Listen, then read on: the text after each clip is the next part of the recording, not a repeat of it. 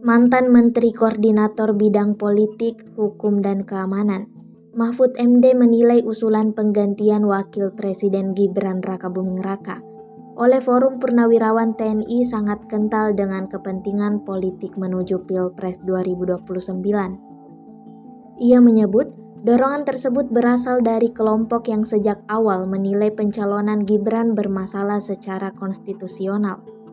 Menurut Mahfud, banyak pihak yang hingga kini belum bisa menerima proses pencalonan Gibran pada Pilpres 2024 lalu.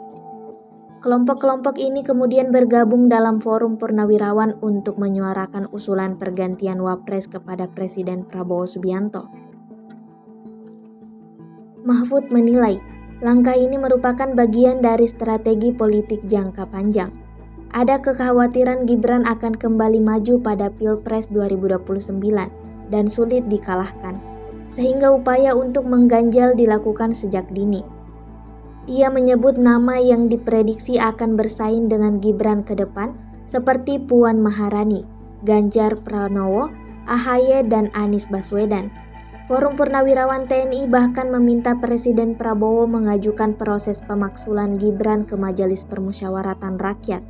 Mahfud menjelaskan, secara aturan, Presiden dan Wapres memang bisa diberhentikan jika terbukti melakukan 6 pelanggaran, seperti korupsi, suap, pengkhianatan negara, kejahatan besar, perbuatan tercela, atau tidak lagi memenuhi syarat karena kondisi tertentu.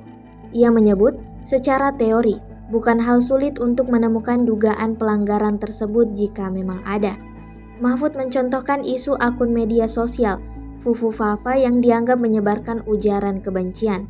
Bisa saja menjadi bahan pertimbangan jika terbukti terkait dengan Gibran. Namun secara politik, Mahfud menyebut pemaksulan Gibran sangat sulit terrealisasi.